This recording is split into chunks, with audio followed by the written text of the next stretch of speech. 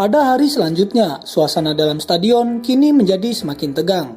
Hari ini, 4 besar akan ditentukan dari 8 peserta yang menang di hari sebelumnya. Long Hao Chen datang sangat awal ke dalam stadion. Melihat Chai duduk di tempat yang sama seperti di hari sebelumnya, Long Hao Chen bergegas untuk pergi duduk di sebelah sosok cantik itu. Setelah beberapa saat, suara keras bergema dalam stadion. Hari ini, pertandingan akan dimulai. Untuk memperebutkan 4 besar, ke-8 peserta silakan memasuki arena untuk melakukan undian terlebih dahulu. Mendengar itu, Long Hao Chen menarik tangan Chai dan berdiri. Kali ini, Chai tidak melepaskan tangan itu seperti yang dia lakukan di hari sebelumnya. Sepertinya Chai sekarang sudah tidak malu lagi ketika orang lain melihat hubungan mereka. Mereka berdua lalu berjalan dengan bergandengan tangan memasuki ke dalam arena. Dengan cepat, ke-8 peserta sudah berada di dalam arena. Metode pengundian kali ini sama dengan hari sebelumnya, hanya saja jumlah orangnya kali ini jauh lebih sedikit. Beberapa saat kemudian, undian tersebut telah selesai dibagikan. Ini adalah kesempatan sempurna bagi mereka untuk mempertaruhkan segalanya untuk mengambil kesempatan memasuki 4 besar. Kali ini Long Hao Chen mendapat pertandingan pertama. Dia tetap berada di dalam arena, sedangkan yang lain kembali ke tempat ruang tunggu.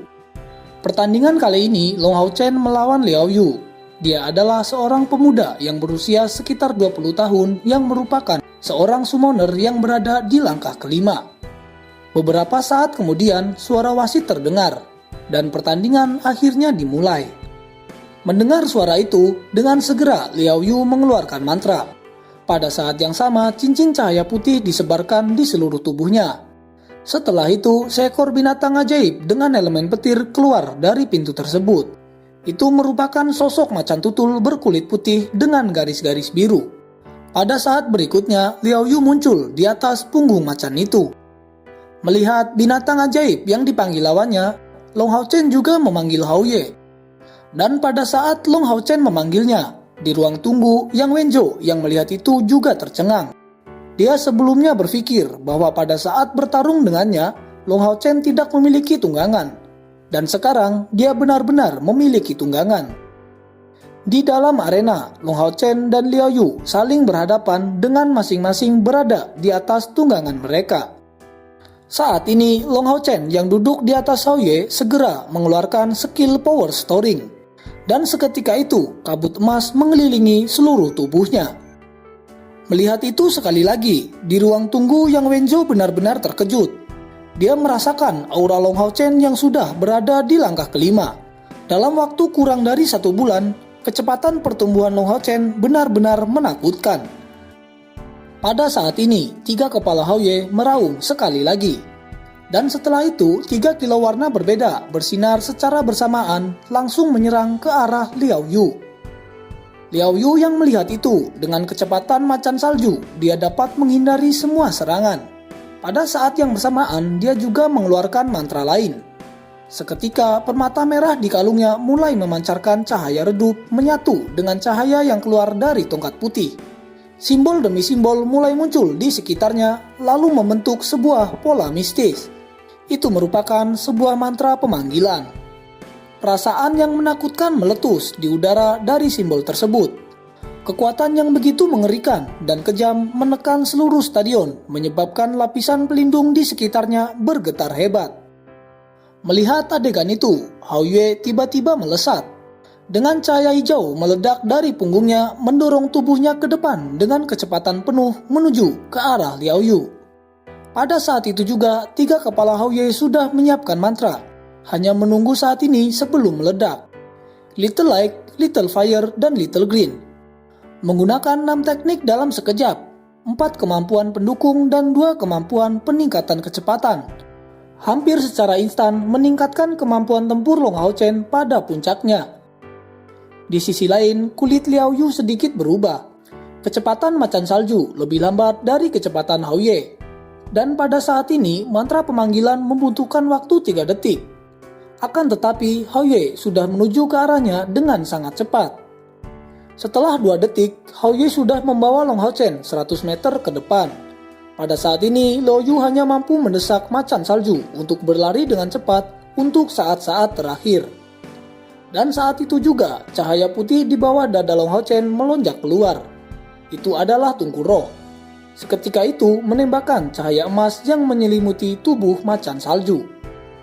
Kemudian tanpa sadar, macan salju yang diselimuti cahaya itu menoleh ke arah Long Hao Chen. Dengan perasaan menarik, macan salju itu menuju ke arahnya. Melihat itu, Long Hao Chen segera mengangkat pedangnya. Dan seketika bayangan pedang emas yang besar membentang di langit, membawa kemurnian sinar matahari dan juga nyala api yang sangat menakutkan. Itu adalah skill pedang cahaya suci. Mengandalkan efek skill power storing dan dukungan Hao Ye, Long Hao Chen telah menghasilkan serangan terkuat yang pernah dia gunakan sejak dia lahir. Dalam serangan ini, sebuah ledakan yang besar bergema di dalam stadion. Segera setelah itu, aliran cahaya kemasan yang tak terhitung jumlahnya meledak sekali lagi dari dalam kabut. Long Hao Chen hampir bisa mendengar teriakan seekor burung. Meskipun keluarnya hampir tidak terlihat, pada saat itu tidak peduli apakah itu dia atau Hao Ye. Keduanya benar-benar terkejut. Tekanan yang sangat besar diperkuat dengan niat amarah yang kental terlintas di dalam pikirannya. Pada saat ini, kabut debu yang menghalangi sudah menghilang. Kondisi Liao Yu sangat menyedihkan. Dengan darah yang keluar dari mulutnya, dia tergeletak di atas tanah. Dan juga macan salju kini sudah berada di sampingnya. Tanpa menunggu lama, Hao Ye segera menyerbu ke arah lawan. Di depannya, macan salju masih ingin melawan. Namun, itu langsung ditindas oleh nyala api dari Little Fire. Little Green juga menggigit lehernya setelah itu. Melihat Long Hao Chen, Liao Yu dengan sangat sedih dia berteriak, "Aku mengaku kalah." Long Hao Chen yang mendengar itu segera menyuruh Hao Ye untuk berhenti. Dia lalu bertanya pada Liao Yu, "Aku penasaran, binatang apa yang akan kamu coba untuk dipanggil?" Dengan sangat serius, Liao Yu lalu menjawab, "Itu adalah burung vermilion liar, binatang mitologi tipe poenik dari langkah ke-10. Meskipun aku hanya bisa memanggilnya untuk menyerang sekali, kekuatan serangan itu bisa dibandingkan dengan binatang ajaib dari langkah ke-8. Jika pemanggilan berhasil, situasinya akan berbalik. Dan aku khawatir pemenangnya itu adalah aku." Mendengar itu, hati Long Hao Chen bergetar. Jika dia membiarkan Liao Yu menyelesaikan pemanggilannya, dia tidak hanya akan kalah, tapi mungkin juga akan terluka parah. Sebuah serangan dari binatang pada langkah ke-8 mungkin tidak dapat diblokir dengan mudah. Beberapa saat kemudian, suara wasit bergema di dalam arena, mengumumkan hasil pertandingan yang dimenangkan oleh Long Hao Chen. Ketika Long Hao Chen akan pergi, tiba-tiba Liao Yu berkata, "Ketika waktunya tiba, aku harap kami berada dalam tim pemburu iblis yang sama." Mendengar Liao Yu mengatakan itu, Long Hao Chen tertawa kecil. Lalu dia mengangguk. Setelah mengirim Hao Ye kembali, dia berjalan menuju ruang tunggu. Pada saat yang sama, petugas pertandingan dengan cepat memasuki dalam arena untuk merawat Liao Yu yang sudah terluka. Kemudian pertandingan selanjutnya dilanjutkan. Peserta beruntung yang terpilih untuk pertandingan kedua adalah orang-orang dari kuil assassin dan kuil prajurit. Pertandingan itu berlangsung dengan sengit. Namun Long Hao Chen kali ini tidak menyaksikan pertandingan tersebut. Dia memilih untuk berkultivasi di tempat duduknya. Setelah beberapa saat, pertandingan itu berakhir, yang dimenangkan oleh seorang dari kuil assassin. Pertandingan ketiga berikutnya adalah pertandingan antar sesama ksatria. Saat itu, Yang Wenju berdiri dan berbalik memasuki dalam arena. Dia dengan sengaja memandang Long Hao Chen dan Cai Er di sebelahnya. Kekuatan mereka berdua benar-benar membangkitkan semangat juang Yang Wenju. Jadi, tidak peduli siapa lawan berikutnya dari 4 besar, dia tidak diragukan lagi akan mengerahkan semua kekuatannya untuk melawan. Tiba-tiba suara keras wasit bergema. Yang Wenju dari kuil kesatria melawan Duanji dari kuil kesatria. Pertandingan dimulai. Mengikuti sinyal dari wasit, kedua pemuda itu langsung memanggil tunggangan mereka. Kedua belah pihak berada di langkah kelima. Jadi, selain bersaing dengan kemampuan mereka sendiri, mereka akan bersaing dengan kekuatan tunggangan mereka. Pada saat ini, Long Hao Chen sudah bangun dari kultivasinya Dengan memegang tangan Chai-Er, dia melihat dengan penuh perhatian pada pertandingan yang akan berlangsung. Dia belum pernah melihat tunggangan Yang Wenjo sebelumnya. Jadi, ini adalah kesempatan sempurna untuk mengamatinya. Di dalam arena, Yang Wenjo segera memanggil hewan tunggangannya.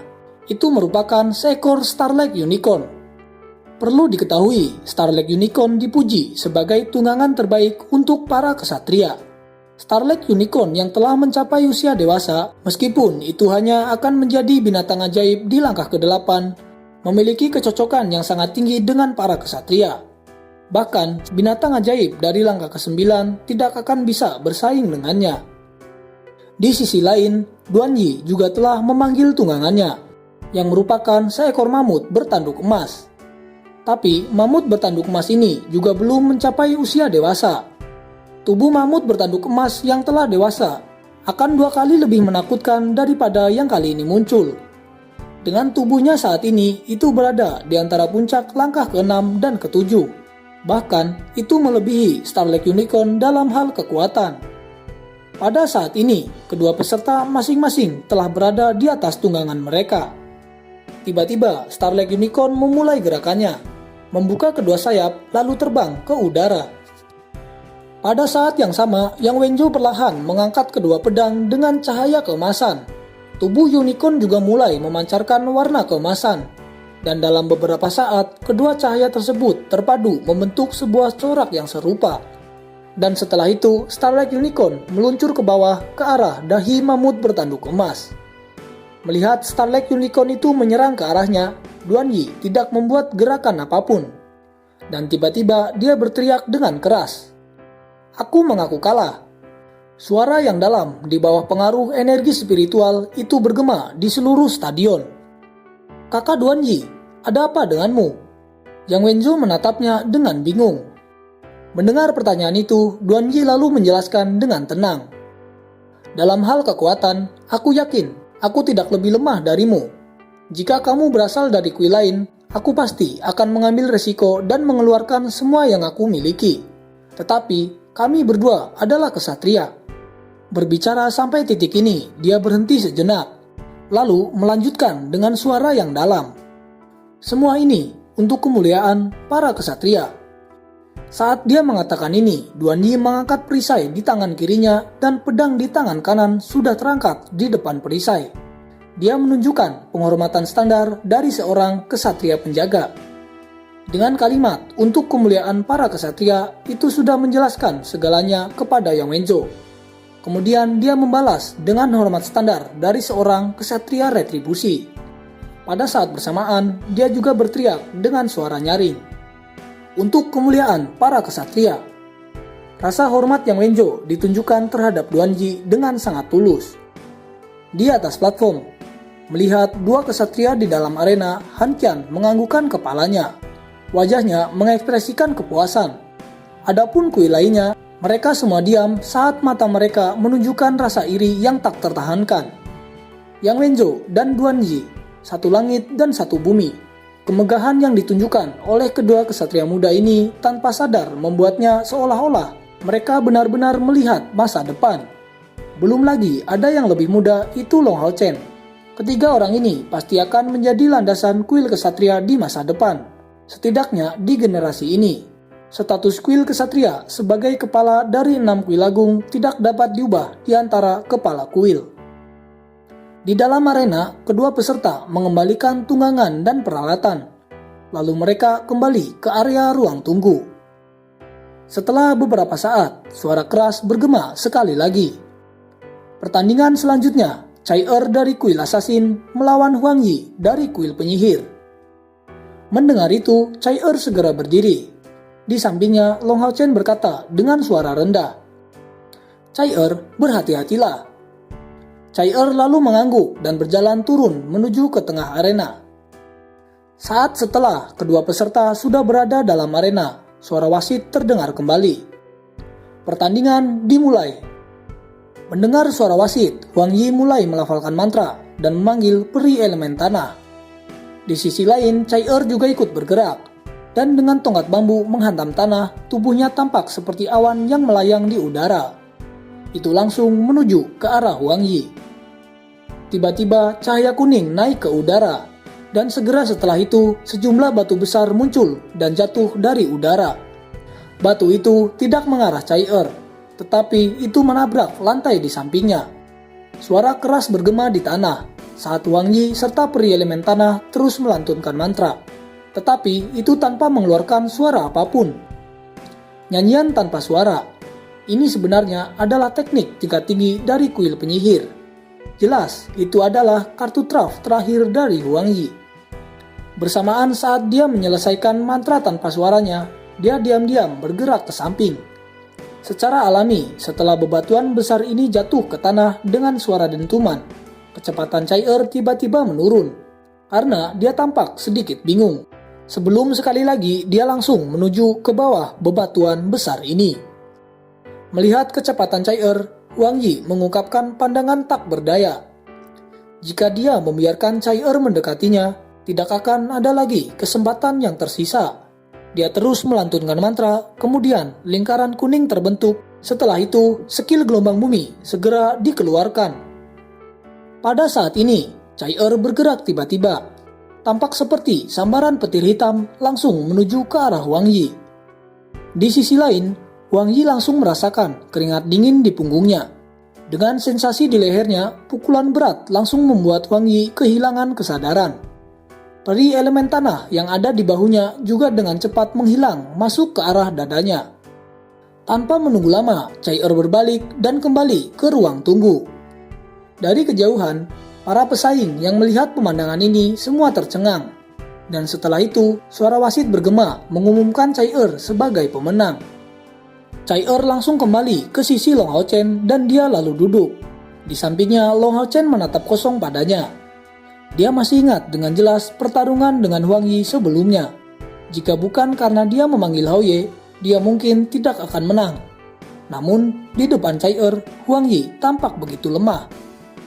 Tiba-tiba, Long Hao Chen bertanya dengan suara rendah. "Cai Er, kamu tidak terpengaruh oleh efek suara batu itu?" Dengan tenang, Cai Er lalu menjawab, "Meskipun aku tidak bisa melihat, kelima indraku yang lain jauh lebih tajam daripada orang biasa. Aura yang dia keluarkan sangat mudah bagiku untuk mengetahui posisinya." Mendengar itu, Long Hao Chen tidak bisa berkata. Dia lalu mengangguk. Dia berpikir meskipun Cai Er tidak bisa melihat, itu benar-benar sangat mengesankan. Pertandingan hari ini semuanya telah berakhir. Dan peserta yang berada dalam 4 besar itu adalah Long Hao Chen, Yang Wenzhou, Muning, dan juga Cai Er.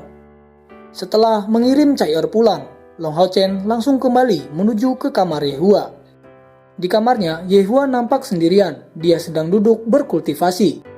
Setelah mendengar suara Long Hao Chen memanggil, dia terbangun, dengan cepat membuka pintu dan menyuruhnya untuk masuk. Yehua yang penasaran, dia langsung menanyakan hasil pertandingan pada hari ini. Melihat Yehua begitu bersemangat, Long Hao Chen menjelaskan semua yang terjadi pada pertandingannya saat itu, dan mengatakan bahwa dia sudah masuk dalam 4 besar. Yehua di depannya mendengarkan dengan penuh perhatian. Kemajuan Long Hao Chen benar-benar melebihi harapannya. Long Hao Chen juga mengatakan jika dalam 4 besar nanti bertemu melawan Cai Er, dia akan menyerah dan mengaku kalah. Hanya bisa memperebutkan juara ketiga jika itu terjadi. Mendengar Long Hao Chen mengatakan itu, Yehua mengangguk. Dia sangat paham dengan sikap Long Hao Chen. Dia tidak akan pernah dengan mudah mengaku kalah jika berhadapan dengan lawan yang kuat. Tetapi Cai Er ini berbeda. Itu bukan tentang kekuatan, namun itu tentang perasaan. Melihat Yehua mengangguk, Long Hao Chen juga terkejut. Karakter Yehua yang keras. Dia awalnya berpikir gurunya akan memarahinya, namun sekarang benar-benar berbeda.